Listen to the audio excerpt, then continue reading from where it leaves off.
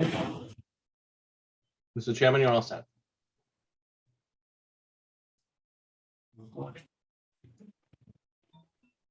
Good afternoon, everyone. I'm now going to call the Norfolk County Commissioners meeting of Wednesday, July 25th, 2021 to order. I'm going to read the executive order on remote participation. On Thursday, March 12th, 2020, Governor Baker issued an order suspending certain provisions of the open meeting law. General Law, Chapter 30A, Section 20. That order was effective immediately and until it is rescinded by the state or the emergency is terminated. On Wednesday, June 18, 2021, by action of the legislature, the order was extended until April 1st, 2021. 2022, I'm sorry. Would you please join me in saluting the flag? I pledge allegiance to the flag of the United States of America, to the republic for which it stands, one nation, under God, indivisible, with liberty and justice for all. I'm going to call, this meeting is called to order. I'm going to call the roll. Commissioner Collins. Present. Commissioner Shea is present. We have a quorum.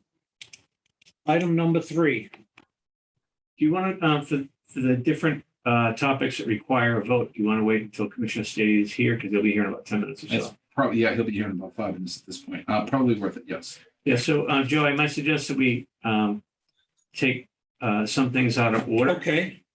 What would you I suggest? would say we go to number 6 next. I may add that Commissioner Collins, Commissioner Stady is on his way. We expect him to be here any minute, but we're going to, in a timely manner, take some of these items out of order. My suggestion is we go to number 6 first. I'm going to call for public comment. Is there anyone who has any public comment today? Mr. Director, did you get any notices from anyone that wants to speak? I did not, sir. Last call for public comment. Okay, that concludes number 6. Number 7, we can handle with its appointments. We have no appointments for today. Number 8 is old business. Do we have anything under old business? Do not, sir. Okay, moving right along. We're going to hold number 9, which is personnel matters for Commissioner Stady. I'm going to go to number 11, which is bid openings.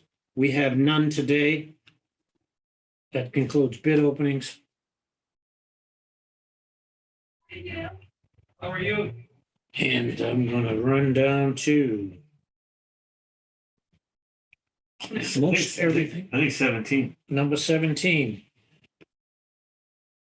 I'm going to call in Director Cronin to discuss changing statewide policy on COVID-19 protocols.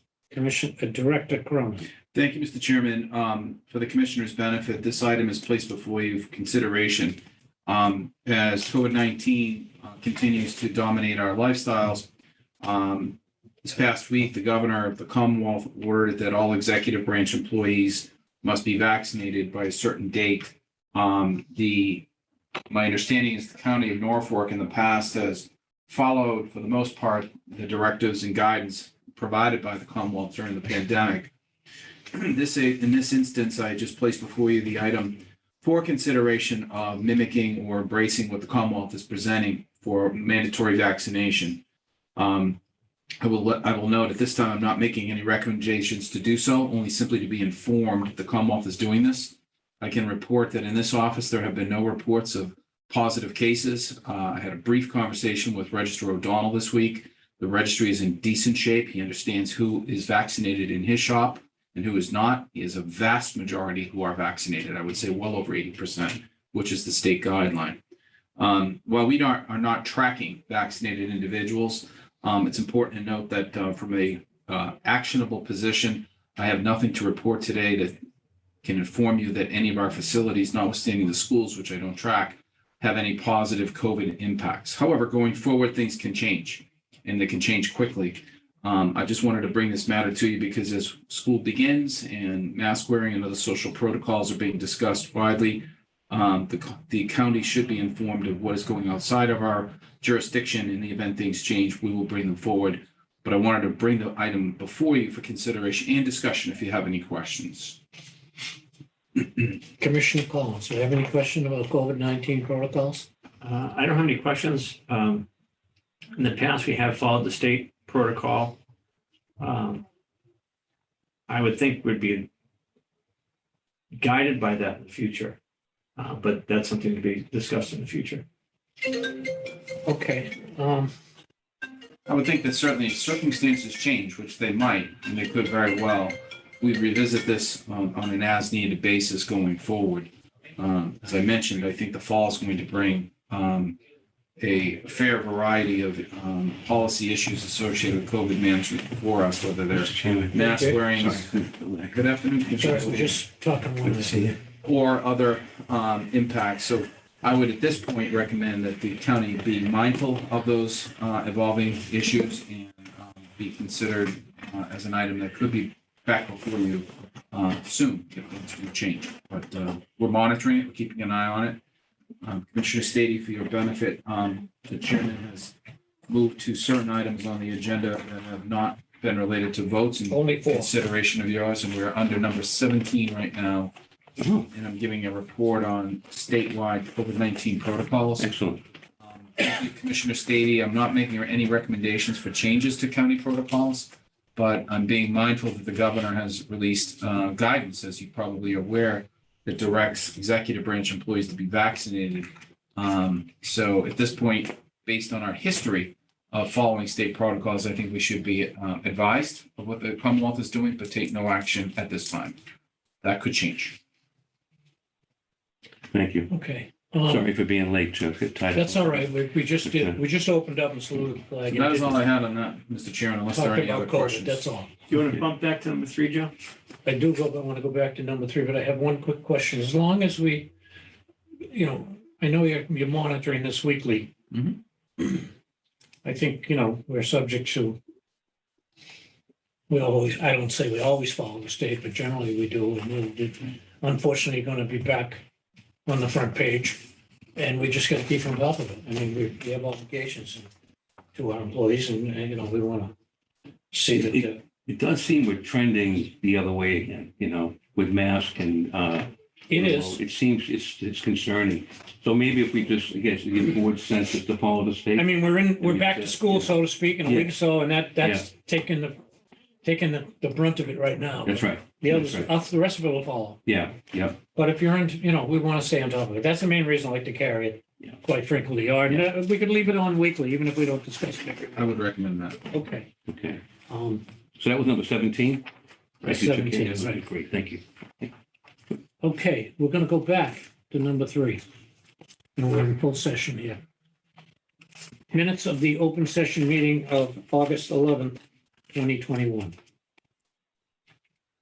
I need a motion. Motion. Second? All in favor? Aye. Aye. Number 4 and 5, it's number 5, minutes of the executive session meeting of July 21st. Number 4, minutes of the open session meeting of July 28th. I'd like a motion to table them right now till they're reviewed by council. Move to table. Second. All in favor of tabling? Aye. Aye. And the number 5 is a typo, but underneath it, we corrected it. It's a motion to accept the executive session minutes of July 22nd, 2020, and not to be released at this time, 2021. 2021. I'll make a motion to adopt Do not release. to adopt the minutes of the executive session meeting of July 22nd, 2021, but not to release. Right, second motion. Okay, all in favor? Aye. It is a vote. Number 5, number 6, we did public comment, we had none. Number 7, we did appointments, we have none. Number 8, old business, we have none. We're on number 9, we have personnel matters, we have a number of them today. 1, 2, 3, 4, 5, 6, 7, 8, 9, 10, 11 for the school and 3 for the commissioner's office. So can we do the school first, please? Yeah, may I ask a question, Mr. Chairman? Absolutely, Yeah, Commissioner. you've been here longer than me. Is this kind of normal look at a lot of people coming and going. It is normal. Is this, I had the same question. I looked last year. It was Yeah. exactly the same. We did this last year. Mhm. A lot of them were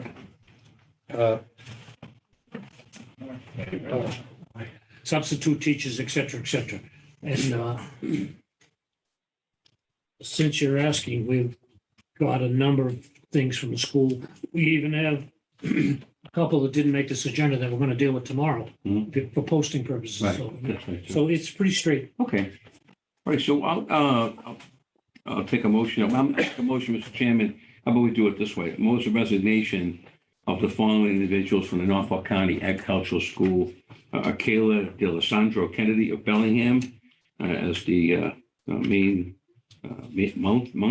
office secretary. Resignation of Ryan Cavell of Walpole, and resignation of Mary Creve of Walpole. Those three as resignations, I believe. Second. Second, on the three resignations, all in favor? Aye. It is a vote. Okay, no. Next one is a rehire. Right, I'll make a motion of a rehire appointment of Wade Kilman as the day adjustment counselor. By those dates, by the way, should I include the dates in the motion? No. No, okay. The dates effective 8:30.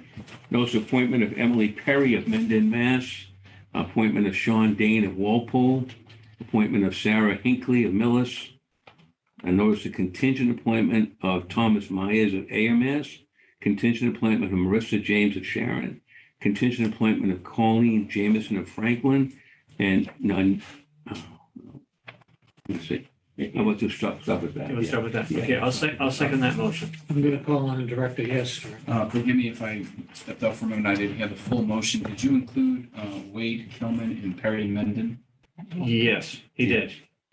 Those two items will be on tomorrow's agenda. Tomorrow's agenda. I was thinking that. Those are the two that we didn't, I would okay. ask that I'll they amend, be yeah. removed from your motion Sure, for yeah. reconsideration for Right. tomorrow. I had to, that thought crossed my mind. I did. I was like, all right, but I'll amend my own motion to withdraw those names, but the rest go forward.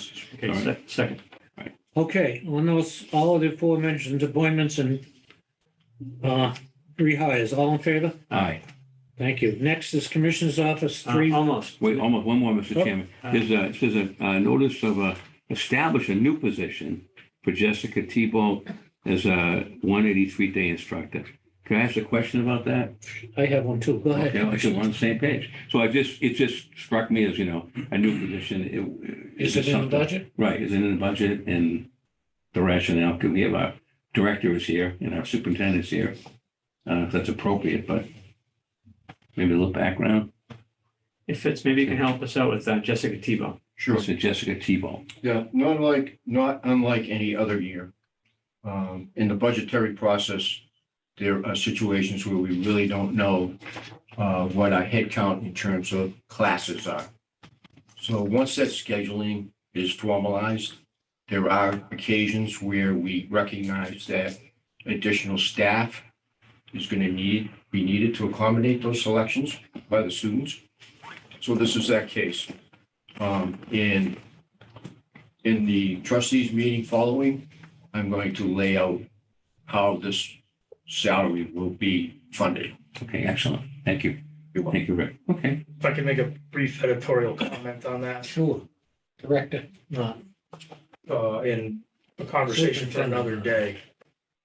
One of the reasons that we run into this problem at Norfolk Aggie is that every student who is accepted into the programs gets his or her first choice in their vocational shop, which in some years creates a logjam. In certain shops, you're overpopulated, and then you find other shops are underpopulated. So for example, we have a huge, and I don't have those numbers in front of me today, we have a large number of kids who want to take animal science now. So in order to accommodate them per our policies, we're going to have to hire personnel to open up additional sections of these classes. It'll be my recommendation moving forward that we revisit that policy with an eye towards getting more in line with what other vocational and other agricultural schools do. Right, through you, Mr. Chairman. if I Sure. may. That's, I'll follow up on that because it'd be great to see what the others are doing. And also, as you entered, I think you mentioned at our last meeting, you might have said, it's a blur a little bit at times in the summer, but you had said something about you want to look at the overall schedule and how it fits and things like that as well. So, class size, things like that. Since we're on the topic, Mhm. there's at least two major issues that we have to contend with over the course of the next year and a half, 2 years. Mhm. One is the admissions policy, Right. which by extension, we need to look at that exploratory process, which in my opinion is flawed, which leads to these problems. And then the schedule. Right. Those are three separate yet intertwined entities. And I think we need to, while acknowledge that they're going to remain intertwined, figure out how each one becomes more efficient and more in line with what everybody else is doing. I'm all set, Mr. Chairman. Okay, so it's safe to say, and since the superintendent and our business manager are here, that, and I did look at last August around the same time, these things always happen right before school opens, and a lot of it is pretty standard. And you wait till everything shakes out. So, but we want to get everyone in place, obviously, before you open the doors. Now, yesterday, I had a few parents already call me that yesterday was, did the students come to and tour yesterday? Freshman orientation. That's what Oh, I great. got 2 calls about how impressed people were. These are parents of freshmen, so that's a very good sign. That's great. And that's the first step in getting the machine cranked up again and ready to go. So if we're gonna do everything we can to put everything in place for a banner year. And having said that, we're gonna go to the last one. So I would move then, Mr. Chairman, with your permission, in order to establish a new position for Jessica Thibault of Ashford, Connecticut. This would be, as stated in our memo, and it says 80% part-time. Is that correct? Okay, effective 8/30/21. Second. On the notice of establishing a new position for Jessica A. Tebow at the school, all in favor? Aye. It is a vote. Next is 3 items in the commissioner's office. Right, notice of termination, Mr. Chairman, I've moved the notice of termination of Deborah Martin of Franklin as a part-time Veterans Benefit Coordinator, effective 8/27. Second. All in favor? Aye. Next one, All right. number 2. Second, I move the notice of retirement of Dale Kurtz of Franklin as Veteran Service Coordinator, effective 8/27/21. Second. It's tough to see you go, Dale, but I'm waiting. for All in favor of the retirement of Dale Kurtz of Franklin, Mass? Aye. Aye. And that is a Number good- 3, Yes, very happy. We're all happy to see this. We all are. Notice of post-retirement contract for Dale Kurtz of Franklin, Mass. as a Veteran Service Coordinator. Flat rate, $20 per month, effective August 30, 2021. Welcome back, Dale. Second. motion made and seconded. All in favor of Aye. Aye. That was the quickest flat rate retirement. contract for Dale Kurtz? Aye, that's the print. Okay, now, having said all that, we want to salute you for your years of service, Dale. And I don't know that you'll be going on a worldwide tour with your retirement check, but I'm glad you're not really leaving us. And we'll be able to call on you because in my 5 years, I found that Dale has been a real pro and really knows the veterans service business. And it's a real needy niche that he has developed here. And I'm sure that cooperating with the town of Avon, who needs veteran service help, is going to be a great thing. And I'm sure that other questions in the veterans realm will end up in Dale's court, so to speak. So congratulations on your retirement, but I'm glad you're really not leaving us. We'll be bringing up the Avon piece under number 15, Mr. Chairman. Okay. Do we have any blue forms to sign? I have it right here. Oh, you have? Okay, that's fine. Just asking. Read my mind. All right. Scary.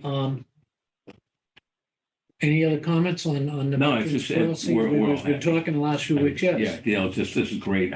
I think we all share the idea that the veteran service is an important part of county government. And again, we all want to promote as many ways as we can, county government in terms of regional services. I know, again, in my own town, you were 4-star rating out of 4. We were so thrilled when you pinched hit there. And it's that way everywhere you go. So welcome back. We're going to see if we can increase those hours, maybe a little bit. You're shaking your head. But we're glad to have you back here. And that's The good. boss has spoken. All right. Will you need to have any kind of administrative help, though? If I see the person is retiring or resigning, would you envision that? Or is that not in the No, cards? with the work in Avon, I don't Mhm. perceive there to be that need. Okay. And in fact, Deborah has been hired by Franklin. Right. Okay, great. So she stays in the, One more quick But off our question. payroll. Good one, Sure, the same sure, take your topic. time. We talked about, I remember this had to be about 2 months ago, but the possibility of you expanding your scope with, I thought it was a town in Norfolk, if I'm right. And I think there might have been another town as well, maybe Billingham, I could be wrong. Is there any possibility of looping back to them to see if that might be something that either you or maybe our county could do? That's something we could explore? I think it's more appropriate that Norfolk connect with a contiguous town, Mhm. probably Franklin. Okay, They've had some discussions. They'll make a decision going into the next fiscal year. Mhm. Bellingham has recently hired a new VSO, yeah, okay, and part of my discussion with John was that that would be part of what I would do is help the new VSOs right, yes, ramp up. which is great. I've spent a lot of time with the VSO from Norfolk. And he doesn't want to step away, but he may have to. But I think him being maybe a part-time, continue his role in support of Norfolk while being overseen by Franklin may be a good longer-term solution. Mhm. All right. Thank you. Okay, well, again, I don't want to repeat it, but I'm going to. We were happy that Dale's going to still be here to help out, and I'm sure the town of Avon will be very happy about it. You missed you. Okay, For the 2 days. number 10, payroll and expense warrants for approval. I see one there, it's lengthy. Mr. Chairman, I move the Yes. following motion to approve the Aggie biweekly payroll 22-6, parentheses 3.2, the amount of $1,570.45. So moved. Second, all in favor? Aye. Next, I move the county weekly payroll 22-8, in the amount of $143,425.79. So Second. moved. all in favor? It is a vote. Number 3, Mr. Chairman, I'll move the Aggie biweekly payroll 22-8, parentheses 4, in the amount of $129,249.14. Second. all in favor? Aye. It is a vote. Next, I move, once again, the Aggie biweekly payroll 22-8, parentheses 4.1, in the amount of $210,639.84. Second. all in favor? Aye. It is a vote. I move the county expense warrant of August 3rd, 22, or I should say 8/3/22, in the amount of $170,725.52. Second. All in favor? Aye. It is a vote. I move the Aggie expense warrant 22-02A in the amount of $186,393.23. So moved. Second. All in favor? Aye. It is a vote. 2 to go. I'll move the county weekly payroll 22-7 in the amount of $142,837.50. Second. All in favor? Aye. It is a vote. And last one, Mr. Chairman, I'll move the county expense warrant or 08-0422 in the amount of $490,132.09. So moved. Second. All in favor? Aye.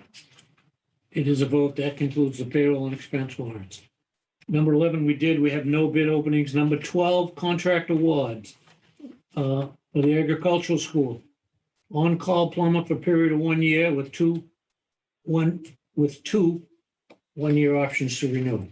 That's the first one. I'll make the motion. Is there are we hiring somebody? It could be, It's item 12, contract awards. yeah. Well, maybe, it's not Is it a person or just a position? it's a contract. It's an outside vendor that. Yeah, it's an outside vendor. Oh, okay. Over and above. Oh, okay, I got I it. believe it's the same one. I can have Nancy come in if we have any more questions. No, I got it. It's the same Sorry. company. I was looking for a name or something like that. They Okay, also service the regular county buildings. I Got it. believe. Okay. got it. Motion made and seconded. Yeah. All in favor? All right. The next is Cattle, sheep, and swine grain? grain, cattle, sheep, My and swine first grain for a period of 1 year. I always have to call on Rick about I the like this. grain. Is it the same person every year, Rick? And yes, Nancy says yes, and it's bid and Same two vendors. everything is in order. What are you doing Friday night? Gilmore's Inc. out of Walpole and Sweet Farm Meadows out of Western Mass. Okay, Is the price about the same? Did it go up at all with the, trouble with the economy and the heat? And Yeah, a little it's spicy. going up a little bit, huh? Yeah, Little spicy. yeah. Good. I'll make the motion. Yeah, I'll second that motion, Mr. Collins, Commissioner Collins. okay, motion made and seconded to award the grant contract. All in favor? Aye. That takes care of that. Number 13, non-union performance review form. This is the second reading on, for non-union personnel, we have a review form system that we've been working on. I'm going to call on Director Cronin to explain it, and if we're ready to go, we'd like to vote it today, but it's up to you, commissioners. Thank you, Mr. Chairman. Commissioners, the county places before you an employee performance review form for consideration of use. The county currently does not utilize a performance review form for its non-union personnel. In this case, over the last several months, myself and our Human Resources Director, Michelle Avedini, have collaborated to pull together a form that presents the opportunity for managers and non-union employees to be reviewed 3 times a year. The plan calls for an initial meeting, usually in July, but if adopted today, we will place this before the employees immediately for performance planning. In this case, the employee and the supervisors are encouraged to lay forth 3 goals for the year, fiscal year. And then halfway through the year, in January, the employee and the supervisor will meet to discuss progress towards achieving these goals. The supervisor will note the employee's progress using summary ratings of exceeds, meets, or below. With the assistance of Commissioner Stady, we've brought in some criteria that will allow the parties to include evidence of work performed during the review period as complementary to the process. Finally, the annual review will conclude in June with an annual performance review. In this case, individuals who fall within the ratings of exceeds or meets will move on. If in the event an employee is deemed to be below, the supervisor and the employee and the Human Resources Department will work to create a remedial development plan to help the employee achieve their goal-driven work effort. So overall, it's a modest request. I will tell you, this is a form that I use widely in my experience with the Commonwealth. It's a tool that I think both employees and supervisors need to be clear about expectations and performance. I can tell you in my experience as a supervisor speaking with subordinates, many find this interaction to be refreshing, and many of them find it to be the one opportunity, or in this case, the 3 opportunities a year where an honest dialogue can occur. So we're looking forward to your adoption of this form and the application of it. Most importantly, to give the employee and the supervisor space to discuss work performance, but also give the county and the commissioners some evidence that the work is being done and folks are being accountable to their efforts. Any questions? I think, John, Comments? it's a good form. And I mean this respectfully and politely. It's a good starting point. Like anything else, let's see how it looks next year too, after doing it. You know what I'm saying? We can tweak it. Anytime you get a chance for dialogue, it's always a chance for self-improvement. And that's what we're trying to do here, is try to improve overall the person and the county and move us forward a little bit. But I like the form. I think the way it's laid out, it's a great start to kind of get things going. And the only thing I would kind of piggyback on that, it's a flag for us, Mr. Chairman, to think about, and something we talked about. Maybe it's time to look at the personnel board and maybe some of the things there in terms of, when was the last time that was looked at? You know what I mean? I don't know if we need to update that. Oh, I That's something could that, agree with you more. I it's will just, agree. that's like kind of a correlate, because these people come under the personnel board, don't they, more or They less? do, Yeah, so I kept thinking, well, we're putting in a new form, and I think it's great. I do totally support it, but we're working with an old system that maybe just needs to be, looked at. So, Yeah, if I may agree, Mr. Chairman, Sure. Commissioner Stady, I think, brings up a great point. The personnel board, the effect it has on county governance is right now well known. It's been discussed widely in the last couple of months. But to your point, Mr. Commissioner, the handbook, the employee handbook has not been updated since, I believe, 1988, if I'm not mistaken. Oh, wow. We do intend to look at ways to explore updating that.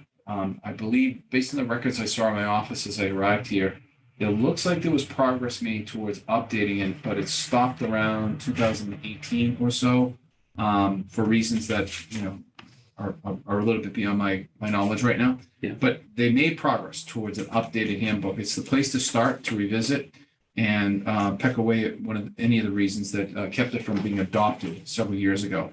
The personnel board, the handbook, those are all pieces of the employee's experience that need to be refreshed. This item stands on its own, but it does, to your point, complement the personnel board and the employee handbook, both of which I think will be looked at closely over the next 6 to 12 months. Okay, great. No further comment. Thank you, Mr. Chairman. Let me ask you, and if it's in here, I apologize because I don't see it, but I'm having a little trouble seeing lately. How is this done at a certain time of year or at the whim? Yep. Tell us how this is done and when. Sure. Typically, it'll begin in July. If you adopt it, we'll start it immediately. The employee and the supervisor will meet and discuss goals for the upcoming year. The goals will be laid out on the second page of the form you have. And the progress will be then discussed in January between the parties. As I mentioned, in the event that an employee is experiencing difficulty reaching their goals or achieving them, this is the time where you discuss what are those impediments? Was there an illness? Was there, I don't know, a pandemic or something like that that got in the way? Were there reasons that would delay or otherwise reasonably check the progress of a goal? In the event that there's not and the individual's on track, then you meet again in June to pick up where you really need to conclude how the employee performed against that goal. For example, if somebody laid out a goal that was impacted by a pandemic, you talked about it in January, but yet the employee persevered, they pressed through, and they achieved maybe 80% or more of that goal, I would expect that would be an exceeds because they went above and beyond the expectation under the circumstances to achieve something associated with the goal or any goal. So the process is iterative. It starts in July. The midpoint is January. It concludes in June. Are you the only, oh, sorry, Ms. Chairman. Go ahead. Are you the only one that is the evaluator, shall we say? Is it one-on-one with you? Some organizations, some, you might have like several people, are involved, saying in the evaluation. That is the case right now. Yes. Right now? Yes, Okay, it is. okay. I will at some point. I'm planning to revisit the organizational chart of Norfolk County. I think we should wait until after the Abraham's report is delivered to have that conversation. Yeah, But if and when that changes, Commissioner, that's when some of what you just asked may shift a little bit. okay, good. But to answer your question today, yes. Okay, thank you. Well, anything is subject to change. I had your comments at the beginning was when we get started, we'll take a look at it. Yeah. And in a year, if we realize we need to amend it or change it, we can do it. There's nothing, to do, right? Good work, Tom. No, good work. And thank you to Michelle Labadini. She did a nice job on this. We gotta Okay, vote that form? I think so. Wouldn't that I be believe we appropriate probably should. to vote the, For performance review Yeah. for non-union people, yes. yeah, I think it would be good if I make a motion to adopt and to utilize the employee performance review form presented by a director on this date. Second. Motion made and seconded relative to adopting a non-union personnel review form as of this date. All in favor? Aye. Thank you. Thank you, John. Number 14, trial balance approval. Vote to be taken. A copy of our trial balance. Yeah, it's in your packet. It's in the packet. So at the end, any questions? Take a look. I can get you a little quicker. if you'd like to. I'm sorry, go ahead. I can get you a little quicker. That's my fine. All right. Any questions on the trial balance dated 7/31/21? Pretty straightforward. We don't see anything that pops out here, Mr. Director? No, sir. Okay. Any questions? We need a motion to approve the trial balance of 7/31. So moved. Second. All in favor? Aye. It is the vote. Number 15, contract with the town of Avon for veteran service officer services. Vote to be taken. This is a culmination of our earlier discussion with Dale and how he is going to be available for veteran service needs in the town of Avon. Be in here. I don't know if I got that in the packet. Not sure. I'm gonna look again. But there's a couple. I got it right here, sir. Yeah. Thank you. I understand. Okay, this is an agreement between the town of Avon and the county for veteran service advice and consent from to be provided by the county to be provided by Dale Kurtz, our recently retired veteran service agent. Commissioner, Director Cronin. Thank you, Mr. Chairman. This agreement before you was drafted for services between the County of Norfolk and the Town of Avon. As stated earlier, our now retired veteran service officer will be working for the county, but on behalf of Avon, up to 20 hours a week under a post-retirement, a month, under a post-retirement contract. The services will include a monthly payment of $500 for the services that Mr. Kurtz will deliver to the town of Avon. And we will be paying him up to $1,000 per month for his overall services in support of services across the county. So again, the shift in the agreement now is it's just exclusively Avon for now. It takes us through the end of June. It's a post-retirement contract, no benefits. And the agreement is for $500 a month for the services rendered to Avon. Incidentally, the town of Avon Board of Selectmen have already endorsed this contract. So they just await the commissioner's endorsement. I'll get this overnighted to them tonight with your approval. You said two things. You said $1,000 a month, and then you said $500 a month. $500 a month is being paid to us by Avon for Right. the services. We will pay Dale $1,000 a month for his services. Okay, Great. so Dale's an employee of the county because he's working for Contract. Contractor for the That's county. right. This contract's with Avon in Norfolk County.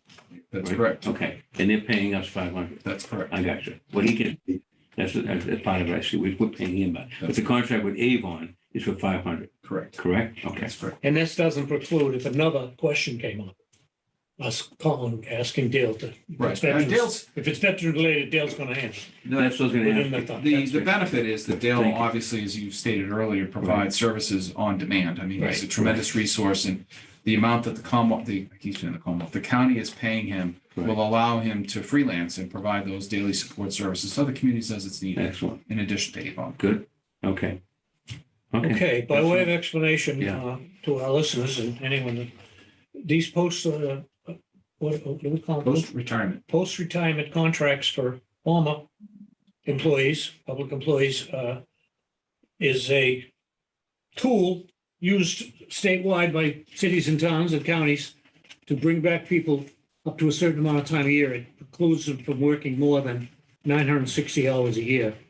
And of course, once you're on pension, you're limited in the time that you can work in the public side. So we have other employees who are under these contracts. We don't have a lot of them, but we are familiar with administering them, and they do keep track of the time, so it doesn't get way out of hand or anything. So if we have no other questions, I Mr. think we Chairman, want to I'll put this vote in place. the agreement, to ratify the agreement between the town of Avon and the county of Norfolk, as outlined and presented to us on this date by the director for the terms enclosed herein, and for a term of 1 year. Second. All in favor of the agreement for veteran services between the town of Avon and the county of Norfolk? All in favor? Aye. Thank you. It is a vote. Mr. Do you Chairman, have an Go official ahead, one? Do Dale. you have one we have to sign? Is there an official one? Because there's blanks here for us to sign. You can start with that one and move it down. Oh, okay. That's the official. Okay, Thank you, yep. Commissioner. Avon had contacted me, trying to find a solution for what they were going to do. And I actually directed them to Stoughton. There's a potential link for them. But my good friend Mike Pizzera in Stoughton retired August 1st. So they were sort of in a bind. The other towns surrounding Avon were not options for varying reasons. so we talked and they said, would you stay on for a little bit and help out? And we talked about that and I said, yes.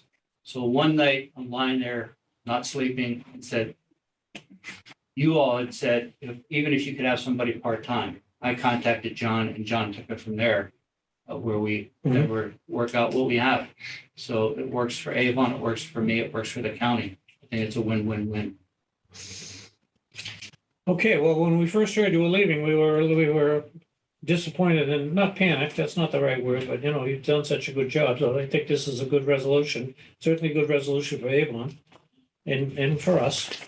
And as long as you will help us out when we get other veterans questions, that's important. Yeah. Because believe it or not, I got a call yesterday, which I referred to Quincy, but about a wheelchair for someone. I mean, it comes up all the time. Yes. This is a Korean War veteran who called me. He said, I don't know, but I know people that do, and I gave it to Quincy. So it's good. If they can't produce, I'll give it to you, but I think they will. And with what's going on right now, we're getting a high number of calls, questions from those who've served during the past 20 years, but actually a heavy volume of calls from Vietnam veterans. Just because of commentators in the news talking about Saigon versus Kabul and everything. A lot of people are very distressed. I can't think of a better word about they're concerned about how they are being viewed as current military or veterans. People often say, well, no, the Army failed us, the Marines failed us, whatever. And we're getting counseling for these people. That's not the situation. You do what you're told to do, and we're governed by civilians, and that's the way it is. And you just do your job. So, but we are getting a high influx of people that we're sending to vet centers for assistance. It's a tough couple of weeks. Okay, well, thank you.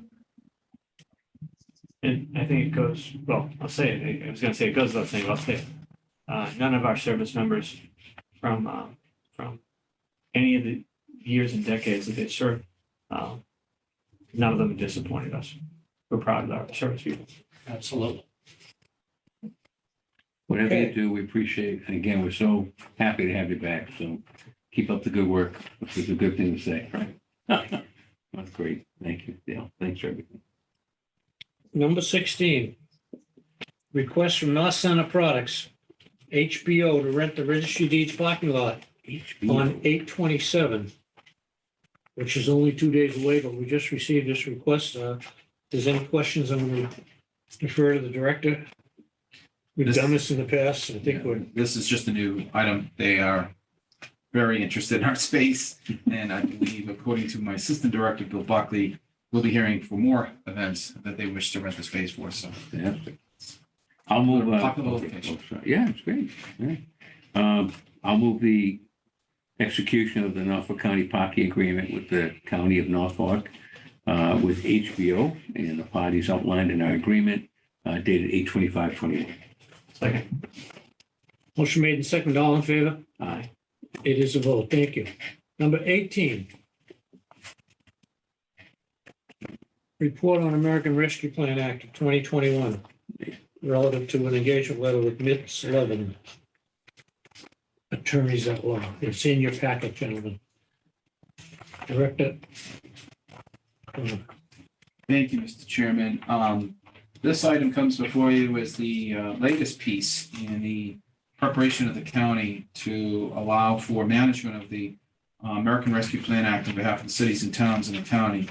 As you probably know, as you do know, rather, I should say, Norfolk County will be using a tri-county model developed by Plymouth County that includes 2 levels of CPA firms for compliance. You previously approved Clifton Larson and Powers and Sullivan for the compliance level of certified public accounting. To date, however, Plymouth County had not yet secured the legal compliance component of the model.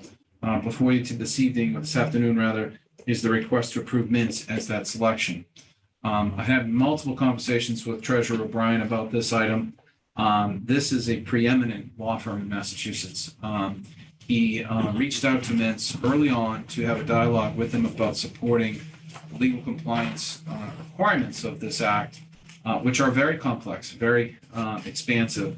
And he felt that this was the right choice for the tri-county model. In your packet, you'll note the rates that are being advanced. There's also some mention of a cost associated with the one-time legal compliance contribution to the portal. I believe that's $30,000 and, $90,000, which will be divided by 3. Our value right now would be $30,000. However, going forward, the rates included in the packet are high, given this law firm's position. We will do our best to stay within some expectation of a budget and our needs to limit action against those rates, only needing them when we need them, if you know what I mean. But we are happy that we have them in our sights for this action because they do have the kind of expertise and knowledge to handle the complex legal compliance matters of this act. So with your assistance today and approval, this will complete the 3 levels that we had envisioned for compliance associated with the model that, as you know, we're hoping to have released late September, mid to late September next month. Any questions? Commissioners, comment? So I'm going to, through you, Mr. Sure. Chairman. They're a preeminent law firm, no question, highly qualified. I'm just concerned about the costs of the, I say that as an attorney. And saying, With great respect. also, Commissioner, My note brother. that they negotiated a lower rate, but I hear you. I said it with great respect. So my first thing I thought about was, is there any chance possibly of a cap? I mean, is there, sometimes firms will give you a not to exceed, something like that. I mean, if it's just the meter running, That's a then great we have to question. be alert. That was my first question. Yeah, that's a Okay, great you know, question. If you I know. may, I think that's the right approach. We will be Yeah. talking with them early on about ways to manage the access to the billable rate. Right, I would think that that has to go through the county director space to make sure that there's a choke point, like there Right. wouldn't be in any community Right, dealing with right. council services. right. But you're right. I do think we have to be mindful of a cap, that in any given year, based upon the administrative costs that we talked about, we cannot just allow, free ranging questions to get to the law firm. I can envision that kind of a tool being used. And I say that politely because during the ARPA discussion, that we had said to the communities, to some degree, that our accounting firms might be available to answer some simple questions. I thought that was conveyed in the method of friendship. But if we start having our communities reach out to them as well, 28 towns, otherwise, we could be hit with a pretty big bill. So Right. that's those I flag that. The other thing I thought about, so we're not vetting law firms. We're going to go with the tri-county model, which I understand fully. I remember that discussion at the last time we had a meeting. There was a discount though, like I thought Treasurer O'Brien had said, the more groups jumped on, it would be a prorated amount. So that reflected in there? Yes, as I mentioned, the portal development is a tri-county benefit. So in this case, well, I should go back a little bit. With Clifton Larson, they're developing the software for a portal Right. that will create the application, the process to receive the application, and obviously the work behind vetting the first round. That cost is divided by 3. This model also needs a legal component to it. Mintz is developing that. And in the packet that they've proposed, Commissioner, there's a $90,000 cost to that. That's being divided by 3. By 3, got it. Okay, good. I'm all set. As long as we can kind of look at some ways to flag it, cap it, you know. That's, Commissioner, I share your thoughts. all right. Any other questions, any comments? Well, so Oh, Mr. Chairman, it appears we have to make a motion then, if you want me to do that now, or that'd be great. No, I think it's in order and, get it moving. Okay, so I'll move with your permission, Mr. Chairman, authorize the county director enter into contract negotiations and engagement on behalf of the county commissioners of Norfolk with the firm Mintz, which we know we're talking about, for legal services relative to to establish a program for distributing the ARPA grant funding to county municipalities, drafting documentation, reviewing policies and procedures drafted by the county and is accounted as to project eligibility and subrecipient monitoring and compliance, structuring a strategy calls for program startup. B, to provide ongoing consultation with respect to opera grant distribution program following program establishment on an as-needed basis. These services will be in conjunction with the development of a program developed by Plymouth County in conjunction with other Massachusetts counties, the American Rescue Plan Act federal funds. That's so moved, and that's dated today. Second. Motion made and seconded. Any further discussion? How come Bristol wasn't mentioned? It just says Plymouth, doesn't it? That might be my only comment. Because the program is being developed by Plymouth. Okay, okay, But it's gotcha. clear that we're three counties are together. Right. It is a tri-county model, They're but not bailing. the program is being developed by Plymouth. They're the ones that are. All right, so moved. Okay, All in favor? aye. Thank you. That is approved. Next.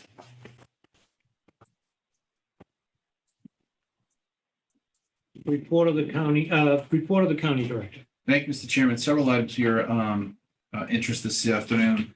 We will first start with ARPA. In addition to the act you just took to sign on mints, this past week, the county conducted a Zoom call with approximately 74 cities and towns and participants throughout the county who we invited to listen in on our plans to administer this grant. During that presentation, it was made known to the cities and towns what the timeline is for receiving the grants, the establishment of the portal, how it will work, and most importantly, the costs associated with it. Norfolk County currently is mimicking or mirroring, I should say, what the other two counties are doing with respect to administrative and other costs. Straightforward, the cost regarding administration would be 2.5% of the total grant, followed by 0.5% for Norfolk County projects. We received generally very, very positive feedback following the presentation. Commissioner Stady was on it. Commissioner Shea chaired it. I got a follow-up question from the town of Randolph yesterday. They're interested in basically adopting a similar model. They want to use this process for their NEU funds. This is the local community slice of funds that are coming to them. Some of these communities have a tool or a process in place to handle their opera money. But in this case, Randolph reached out to me and I think in a very creative way are looking to find out, hey, can the town buy in to your model and use it for the town's purposes? Now, to be clear, I made this clear during the presentation, we cannot allow the towns to push their NEU funding requests through our portal. It's not proper. We're legally responsible for only $137 million. We legally cannot take on the burden of managing their NEU funds. That wasn't Randolph's question. Randolph wants to know, can we copy what you're having and we'll pay for our share to use your tool for our separate needs? It's parallel tool usage. And I thought it was a very creative approach and I intend to bring it forward to the Tri-County meeting tomorrow at 2:00 to find out if CLA and MINTS can work to establish this alternative parallel tool for communities to buy into. It would simply make their process a lot easier. They're using the same tool for two different processes. Their compliance and everything would click. I really like Randolph's interest. I'm going to follow through with it and I'll let you know how it shakes out. But overall, the presentation was well received. And we're still on target to work towards the implementation of the portal by late September. So that's all I have right now on ARPA. I'm sorry. I'm confused a little bit. I want to clarify that. So Randolph or another town, are you saying they could basically copy our portal? Take our portal that we're going to develop with those consultants, and they want to kind of mimic that to have their own portal on their own website. Is that nuts and bolts? Basically, that's the case. In other words, the tri-counties are developing this tool. We're paying for it. Yeah. The access into it is for county-based applications only. What Randolph is asking is, hey, once you have that thing developed, can I buy into that service model? Can I have an engagement letter with CLA, with MINTS, with Powers and Sullivan, and then pay them for my town's use and access to the tool? It doesn't interrupt, it will not collide, but it's an interesting, creative idea. I really liked Randolph's thinking. as they said, Commissioner, we're just going to bring it forward to the group tomorrow to see if it presents any conflict issues or anything like that. But it makes perfect sense that a community like Randolph should say, why should we invent something to handle our NEU money if it's right there? You probably want to check with the consultants as to proprietary rights and also the work they're doing is for us. That's right. So we would have to get some kind of compensation. We want to help them, but it's a little complicated, but probably doable.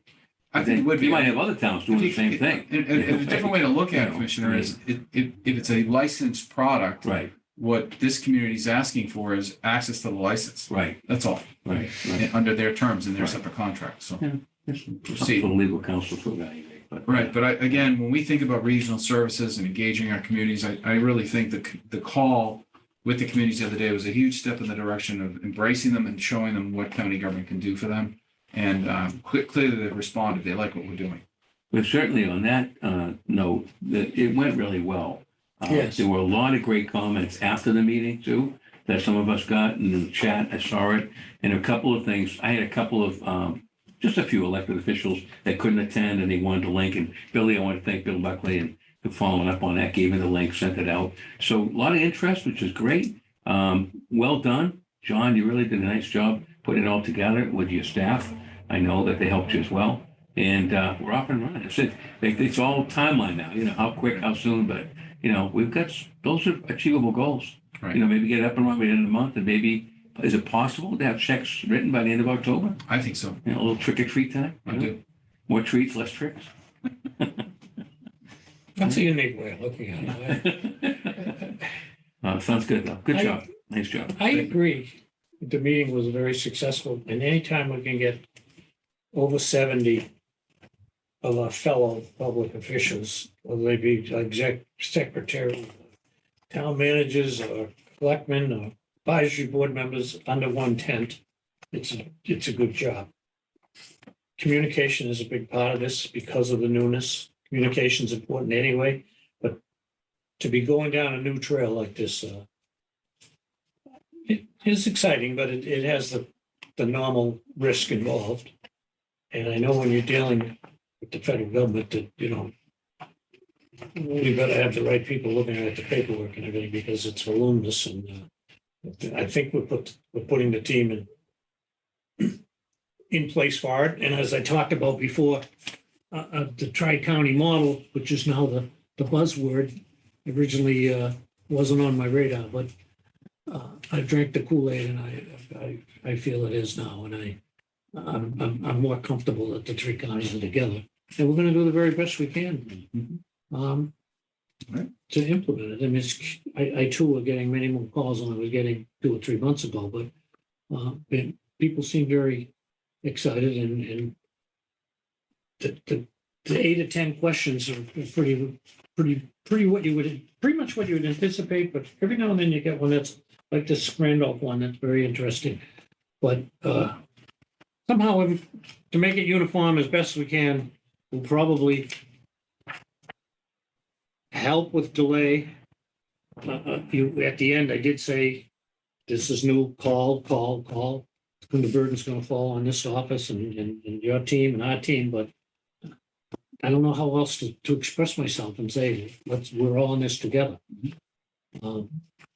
So it's going to be quite exciting. We'll be out and about explaining it and we'll go from here. But on a August afternoon to get 74 people in one forum, that was really shows interest and shows that people are paying attention, which is very good. I don't think we're going to have to go looking for them. They seem to be ready to go. Okay. I have a few other items. on Yes, the list. absolutely. We've got I'll plenty be- of time here I'll be today. efficient if I can here. I've already spoken to COVID earlier, just an announcement, and to reiterate, it's a matter that I'll keep my eye on. If things change within the county, I'll bring them back. We'll try to keep this as a weekly item in the event that we need to embrace any kind of change in our protocols, but right now it's the status quo. Next Tuesday, I received a call from District Attorney Mike Morrissey about 2 weeks ago.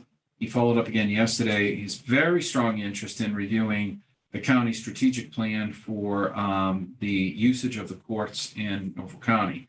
In addition, I I explained to District Attorney Morrissey that the district court in Quincy right now seems to be receiving a tremendous amount of interest, both from the trial courts as well as the district attorney and other stakeholders. I was at a meeting last Thursday with the trial courts, Judge Coven, who presides. Overall, there was some displeasure with the conditions of the court from a maintenance perspective. I put in place an improved or amplified maintenance schedule for Quincy to step up our efforts to show that place in a better light. As you all know, it's a very busy environment, not one of the busiest courts in the Commonwealth. And it's also a facility that's had a fair amount of facility failures since it was built. Most recently, the HVAC system, which are beyond useful life and performing at approximately 70% of capacity. So in addition to the maintenance piece, the trial courts are looking to embrace Norfolk County in a partnership to engage in a more formal maintenance program. As you know, we do lease the space to the Commonwealth, and they pay us per year every 18 months in advance, 18 months in arrears for their occupancy. But I think District Attorney Morrissey has an idea to bring the parties together to discuss the future of Quincy Court and the strategic influences that might have on the rest of our facilities. He's scheduling a Zoom call for next Tuesday, and I'll report back to the commissioners on the content and direction of that group. Let's see. I've also given each of the commissioners a draft schedule for September. If you have any feedback, let me know. I've placed in there just simply a date that I selected. It means nothing to honor late Commissioner O'Brien. I know this commission has an interest in recognizing in a monument across the street. So if you all have a common date, September, that you want to work with the family towards, we'll put it in the schedule and work towards a date. In addition, September 9th is a tri-county meeting in Plymouth County. Logistics is still being worked out, but that's a bookmark date. I'll be working on a capital plan for FY23 to be delivered in October for you. Around the end of October, it'll be presented to you, but I'll be starting that in about a month. Just want to let you know, a lot of the work is already done thanks to the Abrahams report and some of the stuff they've done to generate a 5-year view. Last week, I mailed a letter to Justice O'Malley down at Stoughton District Court. I CC'd the court clerk, Kristen Hughes, as well as District Attorney Morrissey, regarding the plans to complete the job for replacing the rooftop units that were placed out to bid in March. As you know, we ran into some issues associated with the structural steel. We brought in a second engineer to do a peer review of the work that was done in preparation for this job. We're awaiting his report. The report will likely indicate the need for additional funds to fortify those rooftop units and complete the work. In the letter, I explained to the judge that our work, while being delayed, is regrettable. We want to do it right, and we do expect the job to be completed this fall. I forwarded some footage, interesting footage that I received from Alston Corporation. They are doing the work on the Dedham Superior Court drone. They did some before pictures, 72 of them, beautiful high-def images done by a drone of this historic dome, and I forwarded them over to the clerk and the deputy clerk for their information. The dome is in very difficult shape. If you look at these pictures, you can see the need for the work that's being done on that historic property. CARES Act, Nancy Rockwell has completed the latest reimbursement round, which will total $97,000 worth of reimbursed costs to the Commonwealth associated with COVID and our CARES Act actions against it. Incidentally, I had a conversation with the school business manager, Rick Fitzpatrick, and the school superintendent, John Martin, about trying to find additional resources for the schools as they reopen next week. Our attempts were to get the Commonwealth to agree to reimbursing the cost for 2 HVAC projects at Kemp Hall and the cafeteria. I firmly believe those items that fit under the CARES Act, which you probably know is expiring at the end of this calendar year. Our friends at the Administration of Finance prefer to us for using ARPA money instead of CARES for reasons known to them. But they did approve 50 purifiers. I think that's right? Yeah. 50 new air purifiers, which we'll be putting in our reimbursement for use by the schools as they open. And then finally, for the benefit of those listening and the commissioners, of course, you are meeting tomorrow briefly to approve of additional hires associated with the schools reopening next week. This has been a very busy week for the schools. I don't envy them. There's a lot going on. But our office has been assisting them, and you'll see some very quick appointments hopefully for tomorrow. It should be a very brief meeting, but I just want the public to understand it's it's necessitated by the onboarding of personnel associated with school beginning. That concludes my report. Thank you, Mr. Chairman. Okay. Happy to answer any questions. On this reimbursement from the COVID, I'm sorry, go ahead, Commissioner. No, it's glad you, On the reimbursement from the COVID, this is monies that we expended over the last year or so. Department heads keep a list, forward it to Nancy. Correct. When the money comes in, Right. it goes back to The general fund. the general fund because we've already expended. Correct. We had to back it up. So That's correct. is this the end No. of CARES? Well, no. So this report takes us through the most recent period, but CARES will be in place through the end of calendar year 2021. So in the event that the county has additional expenses, Between now and December, that's correct. We'll put in reimbursements for that as well. and revisit these humidifiers or whatever you bought, The purifiers are approved. We're going to get the money from the state for those. is in addition to this. Correct. Okay, that's good news. That's correct. They did not approve the HVAC projects that are going on at Kemp Hall and the cafeteria, Can we appeal, regrettably. can we appeal that? Um, Is there an appeal process? I push back, but their compliance people feel that the work should have been completed a year ago, even though I told them that the work had emerged this year as a result of some construction projects. That's what I'm getting at, because did I hear you say, they said, well, why don't you try APRA for that? Yes, We're involved with APRA on the cities and towns, not that we haven't Mhm. vetted that we could use some money too, but at this stage of it, that could put it off quite a while. is No, what I I'm saying. understand. I'm disappointed in the state's position on this, but Okay, to answer that's- Commissioner Collins' question, I did push back. I don't know what about appeal process, but I was disappointed because these are eligible projects. In each case, we demonstrated to them that the work does improve the air quality of the spaces, the cafeteria being one, as well as Kemp Hall, which is a learning environment. They just did not want to take it. It's as simple as that. Okay, so when we gave the money to the state, the CARES money, we had different contacts that we met with during the conversation with the governor. So maybe you might want to head to the top on that one. Sure. We gave them a lot of money, and we're not asking for much back. I agree. Also, there was, at least what I was reading in the Globe, was they were talking about they might have to give CARES money back because it's not being used. that's right. Yeah, that's, So, That's right. so I think that's another good reason to go back. I will go to the top of the food chain on this one, because we met with the governor and the head of his staff on this issue. And they said that they would do everything that they could to help us. And we're asking them to help us. We gave them, what was the final bill? Was it 90. yeah, $90 million. We gave them $90 million. So I don't think this is a hard ask. I know you don't see it as a hard ask either. Not only an ask, it's an eligible expense, Commissioner. Right. So I would go back to the top of the food chain rather than the person that's saying no right now. With your authority, I will do that. Yeah, that's a good point. I was going to agree with Commissioner Collins that we're hearing that the state, it's a grab back, and the feds, it's a grab back. They're trying to take any unused money back. So you've got that. Well, you got the opera coming, use that, but you guys gave the money to the state. You know, it was right there. The So governor let's- said that he let's would go. do everything he could to Yeah. help us. Yeah, so let's do it. And Let's so, do it. I would gladly go back to that. Yeah, that would be good. Will do. And he was the one that asked us for the money. Yeah, We gave him the money and he said, I will do everything I can to help Norfolk County and Bristol County. He wasn't too thrilled with Plymouth because they didn't get the money back. Mhm. But we did give it back. well, yeah. and in furtherance of that, I get awfully nervous. I don't want to speak out of tune here about projects at Quincy Court. We all know about Quincy Court. We're all sensitive to it.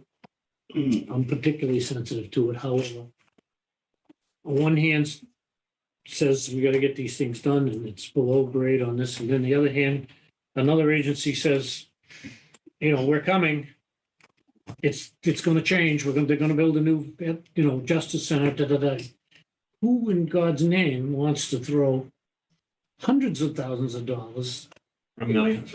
or millions for a temporary solution fix, it puts us, I'm not talking about cleaning the urinals or washing the floors. I'm talking about, I mean, John McGowan had come before us many times in the last 4 or 5 years that I can say, I mean, been here, to talk about when the summer gets here, what happens at Quincy and how we have to get a temporary solution. And a couple of years it worked and 1 year it didn't. And then 1 year we didn't need it, but you know, it's throwing good money. And I don't want to throw good money after bad, but we're willing to work with everyone. Sometimes, I agree with you, Commissioner. The condition of Quincy District Court is a factor that involves quite a few items, including the age of the building, the condition, the use. The meeting on last Thursday was kind of twofold. The first was maintenance. The current condition of the courthouse, there were many missing tiles. They'd recently had some water issues associated with 2 offices. The overall condition of the outside was not pleasing to the trial courts. Mr. McGowan, as you know, is on vacation. But in his place is John Vignani, who I have to give a lot of credit to. He has been exceptional this week, working with me and his staff to get back towards applying higher levels of service at Quincy District Court to bring them up on a maintenance level of cleanliness through the use of new ceiling tiles, replacing of carpet, uptick in outside cleaning, weed control, and so forth. John's done that over the last week. His response has been great. I think our people understand the need to try to make that building shine as best as can. That's one silo. The other silo, and you're absolutely right, Commissioner Shea, and I spent a fair amount of time trying to get the trial courts to understand this, that the county wants to invest in its facilities. But if we're receiving word from the Commonwealth, the facility is on the short end of a life cycle, one does not feel inclined to pump, as Commissioner Collins said, not tens of thousands, not hundreds of thousands, but millions of dollars into new HVAC equipment or new roofs or other areas that otherwise would, be put into a building that had a long half-life. Our friends at the trial courts were not interested in hearing about the issues that we've had over the years, reportedly with the Department of Capital Asset Management, which, as you know, is planning for this Justice Center replacement. They instead want a compact or an agreement, the trial courts, with the county to embrace their idea of service delivery for the enjoyment of their workers. They have my agreement on doing that. But back to Quincy, there is a plan that I'm asking our facility maintenance director to work on that would give you the opportunity to invest monies into Quincy District Court to provide a 5 to 10 year life cycle. I'll give you an example. The HVAC units that are there right now. Is that the enhanced maintenance plan? Does it mean by that? Don't want to No. ask you about that. No, That's not the. it is not the enhanced, it is more enhanced deferred maintenance. In this case, deferred maintenance are areas that have to do with infrastructure, whether it's a roof, HVAC, heating, electrical. Many buildings, for example, during their life cycle will go through a series of replacements.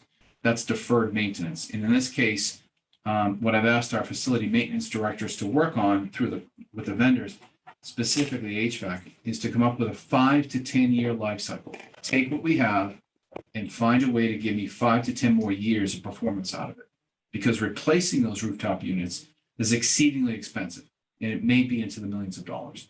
So we don't believe that that's required, but we do believe, and the courts are right, we have to do better at providing quality airflow, in this case, air conditioning into that building. During the last heat wave we had to close the building 2 days. The judge sent people home because the heating units were not bringing the temperature down to a certain livable level, which is accepted between 68 and 72 degrees Fahrenheit. In this case, during those 2 periods, the ambient temperature with the units being maximized at 70% was reaching into the high 70s, which is not comfortable. So the judge closed the court, and he was clear, I don't want to do that. I have so much work to do. We've got such a backlog of cases. In that case, he was talking about evictions that day. We need to have a comfortable, safe place for our workers and our clients. And he's right. So we will, and already have attended to the maintenance style. That's the enhanced maintenance plan. Okay. But the question now remains, what will the county do with respect to the long-term 5 to 10 year plan? I'll come back to you once I receive those quotes from the roofing contractor and from the HVAC contractor to see what we can do to bring Quincy District Court up to a livable standard that makes the trial courts and the experience comparable to every other court in the Commonwealth. Commissioner, If I may, so I talked to John about this last week, and I suggested you reach out to DCAM because we're getting two messages. Right. The state won't pay for it, the courts want us to pay for it. So I don't know if you get any feedback from DCAM yet. So I did. On September 8th, you're going to have DCAM before you. This is the group that had requested a site assessment of the Quincy District Court, Heidi Green. Attorney Lopez and I had a conference call with them about a month ago about the content of the contract that they want the county commissioners to approve. The site assessment will be looking at all elements of the building, its land and usage, to determine if what the life cycle of the building is and what its future use could possibly include, the Justice Center. That site assessment, if you will, has, in my opinion, the beginnings of a process, Peter, that's going to bring to light in the next several years, likely a study. So the site assessment is going to give you what is known of the site, what will be needed to either bring the site up to conditions or remove it and build a new one. Then we'll move into a study. And then the architect hired for the study will start envisioning what this new Justice Center will look like. That'll also be a DCAM project. Once the study's completed, the architect will give an estimated cost of that construction. That bill, or I shouldn't say the bill, that cost is then made known to the legislature, and the governor will file a bill for a bond to produce a new center. In all cases, in my experience, those steps take years to complete. The site assessment alone will likely take 6 to 12 months. Once that is completed, if they move to study, you can probably count on a couple of more years for the study to be completed. Once the study's done, the bond goes to the legislature. I'm going to guess the cost of this project will be tens of millions of dollars. Easily. Easily. Could be more than that, but I'm premature to suggest. So by the time it reaches the legislature, it'll be years from now. And then the minute the legislature bonds it, the Commonwealth now has to bid it, construction starts. That's what gets me to that 5 to 10 year range to kind of imagine that'll be enough for us to figure out if this facility is going to be viable for that period of time to get us to that end game. So the site assessment will be your first step, and Heidi Green from DCAM will be here to answer a lot of those questions on September 8th. We've had some instances too where DCAM has come to us and asked for certain things. And if we don't have the money in the budget, we can't do it right away. And DCAM has actually funded different things. So if things need to be done right away, rather than wait the year and a half to get the money back, we can say to DCAM, we don't have the money to pay for that right now. If you want to pay for it, we can do it right away. Mhm. And that would, so that, the heating, cooling units, that type of thing. I want to add this component too for your consideration. District Attorney Morrissey was introducing factors that are really beyond my knowledge, but for your information, he was suggesting that because of the size of Quincy District Court, the courtrooms themselves, conducting courtroom business during COVID protocols as we've known them has been prohibitive. They cannot gain enough of a footprint within the largest courtroom to conduct their business and practice social distancing. So he was suggesting that if we engage in another surge where the courts have to retract or even close, I should say not close, but embrace those social distancing rules of 6 feet, he may be bounced out of that court again and be looking again for an area to conduct district court business. He has a couple of large murder trials coming up, and he expects right now that the courts will be using a modified social distancing rule of 2 to 3 feet. Right. But he's mindful that it could change at any minute. And if it does, Quincy District Court does not present as a place that he can conduct the business. So I appreciate that feedback because, I mean, that's his business to know that. And clearly during the pandemic, they were impacted. And I think, they had to rent a former restaurant in the Randolph area to conduct some business. But he's concerned about it. He doesn't see the current Quincy courtroom as a long-term solution to his needs. So we'll hear more from him on Tuesday. On that point, if I may, and he has expressed that to me before, even a year ago. However, in defense of the county or other people, God knows, no one knew about the pandemic. None of our courthouses are big enough with the social distancing rules. You know, it's just, they're built in another time, in another place, so to speak. I mean, if you go to Brookline, a handsome little place, but that courtroom is not, you know, across the street. Right. You know, well, certainly, that's a statewide problem. Someone told me there's 90 courthouses in the state. That's correct. It's probably 90 problems because these were built. You know, I always go back to the point, all our courthouses, of which there are 6, 7 with the Superior Court. Quincy's the newest, and it's the worst. You know, To your point also, Commissioner, in addition to the social distancing issue, there's the air quality, right, which is a topic that I hope to bring before you at some point during the ARPA grant process, because if we can improve the air quality of these older buildings that were never built with air quality Mhm. infiltration systems, that would be a huge improvement to some of the spaces. We can do that, but we can't put, as the saying goes, 10 pounds of flour in a 5-pound box. right. It's not going okay. to work. I don't know what the answer is. I don't want to cry either. I'm talking about weeds and the floors being, we absolutely, we own that. But we're gonna build a bigger courtroom in an existing building that you're gonna take down in the next few years. I don't know how they're gonna do it.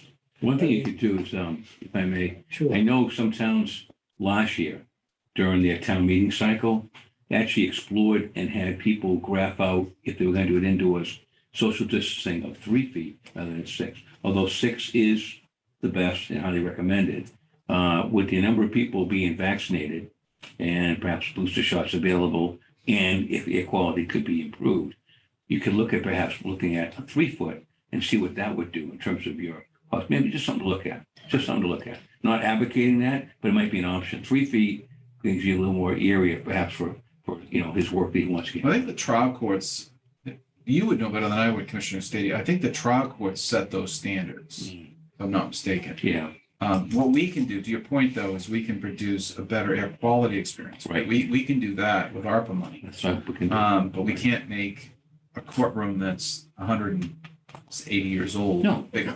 And it's the same, so we'll grapple those things. It's a multi-leveled issue here. What you were suggesting today at our meeting, should that be something that maybe we look at all our courts, not just Quincy? I know Quincy's the number 1 target at the moment, but should we be looking at Rentham and in Brookline in terms of 5 or 10 year program?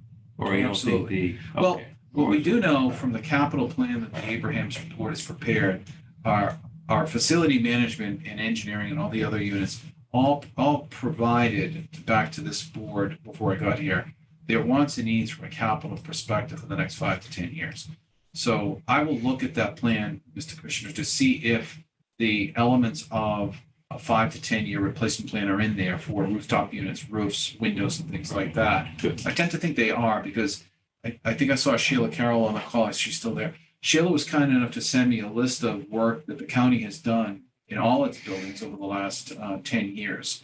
And a lot of it appeared to be scheduled replacement of roofs or boilers and things like that. We've been talking about boilers both at the Stoughton and Rentham Court, as well as Registry of Deeds. So I do know our facility folks have that in mind, but I will be mindful going forward that we are embracing a program that does give us a heads up on things before they become a problem. And I hate to belabor the point, but I want to make this pitch. Excuse me. I've asked Patrick Higgins from our engineering group to work towards helping us put out to bid the need for a facility asset management software. It's a well-known product that many communities, organizations use in the public space to track exactly what you're talking about. How old is the rooftop unit? When is its useful life extend? When does the warranty extend? When was the last time it was serviced? When was the last time it was replaced? All of that information is wired in so that the facility group knows it at the click of a button where its vulnerabilities are. And they can schedule those things, whether they're replacements or repairs, with the capital plan. So it's an excellent tool. Patrick's done a lot of work to date. And I know when John gets back, he's got an email waiting for him from Patrick to help us fill in the gap to get that scope ready. and I'll come before this commission, hopefully with a request to fund that sometime in September. It's a great follow-up to maybe the email I asked you about, getting us a handle on the courts. Working on that. Okay, that's okay. No, that's okay. I had occasion to run into DA Morrissey last week at his annual event, and he kind of basically He's said, very, very, he's very worldly, he's very prepared, yes, and he does understand both sides of the issue. he does. And he's worried about trying people with a jury of their peers, and he's Right. told me even that it's hard to get a jury or something because of COVID. Right. I mean, these are things that it's hard to deal with. Look forward to working with him, talking more. He's just like he took the bull by the horns on the vaccination program. Yes, yeah, For us, and he did a lot in the city of he Queens. did. He's very, very good at this. Oh, yeah, But man, this is a big issue. And to have it coming from both sides. can I ask You know- two other quick things? And Absolutely. then we get the trustee meeting coming up, but on Stoughton Court, is there any way we can do some work on part of that roof? I thought one part of that roof didn't require as much structural reinforcement than the other, and is there something we can get started on in that court? Or just- I we'll wait for the understand, I engineer? understand the question. You're right. There are two rooftop units. One is much more complicated than the other. The other one's ready to go. With respect to mission, I'd like the engineer this is a peer review. He's looking at the entire engineering perspective of this job from stem to stern. Okay, What we know today is that you are correct. RT1, I think it is ready to go. right, But I don't want to give Enterprise the green light to proceed with that while we await the engineer's full report, which is, I just called Marty on Monday. I'm expecting his report any day. As soon as the report comes in, we'll know if we need to simply sign off on a change order to get the work done, or if we need to rebid. I fear that it's the latter. And if we need to rebid, all the more reason not to do the work, allow the bid process to breathe, if you will, and then bring the vendor in to fix the work. I will tell you, when the green light is given, Commissioner, it's going to go very quickly because we own the rooftop units. They're on property. They're in our custody. We own them. They're ready to go. We just need some drawings and maybe some funding to complete the job. So, okay. thank you. Last thing I noticed in my packet was something from Clifton Larson. Are we looking for a vote on that, or did you already vote before I Yeah, I'm came going in? to ask Assistant Director Buckley, was that part of the agenda? I see it in my packet. Contract It was- authorization? I read it too, but I didn't Yeah, see I believe it anything. was for information. For our purposes, information, correct? Because you, Excuse me? So let me look at And if you it. wanted us to We vote. just, we just voted on mints today. Yeah, we voted minutes, but the vote This that is- you'd previously taken on Clifton Larson yeah, this as is, well as Powers allowed for the county director to negotiate a contract or terms with these two entities. Right. That has completed. Mhm. Clifton Larson has sent along this engagement letter, Okay. which I guess is a binding letter. Is it a contract? I thank you very much. Number 18. Oh, it is the vote made her. So what we need is a vote to allow the county director to sign the engagement letter in the same way that the mints letter was done. So I believe is your packet also have the motion, Bill? I didn't see it. That's why. All Right, I so- received was Yeah, the mince motion the other day. the minutes motion we have, we don't have one for Clifton Larson. That's why I asked. I Do we understand. vote? So I had provided that, but if I may give a verbal motion to you, Mr. Commissioner? Or if you want to do it tomorrow? It's not on the agenda. Oh, okay, sorry. So simply asking for the commissioner's permission, not only to negotiate, but also engage. That'll allow me to sign the engagement letter for Clifton Larson, Mintz, and Powers and Sullivan. I'll make such a motion, Mr. Chairman. Okay, do we have a second? With that contract, though, yeah, you have it. Yeah, so I'll second the motion by Commissioner Collins to authorize the county director to enter into contract negotiations and engagement on behalf of the Norfolk County Commissioners with the firm of Clifton Larson Allen LLP for accounting services relative to the opera grant and related services to get our port open. As well as Powers and Sullivan as well. Oh, so you want to include them as well? Yes, please. Okay, so I'll authorize contract to enter into contract negotiation and engagement on behalf of the Norfolk County Commissioners with the firm of Clifton Larson Allen LLP and Powers and Sullivan. Yes, sir. Okay, to provide for us accounting services relative to the opera grant program established by the Norfolk County Commissioners dated this date. How's that? Fair enough? Sounds good. Motion made and seconded. I might add that it's outlined in the letter of August 12th, addressed to Director Cronin. Right. Rebecca, all in favor? All right. It is a vote. Thank But you. you need something from Sullivan. You didn't- This is Clifton Larson, Yes. but you're going to We get get a call something. with the Vasal. Tom's still, Yeah. yes, that's what. Yeah, okay. When it does, I'll. I'm sure it's on its way. I think that's it. Okay, I have no other items. We are, well, there's a trustees meeting of the school at 3:00, so Right. we're on time. And if I have no other issues in this meeting, I'll make the motion to adjourn. do I have a second? A second. The meeting of the commissioners is adjourned. Thank you very much. I'll just get into the trustees meeting for 3:00. wait till 3.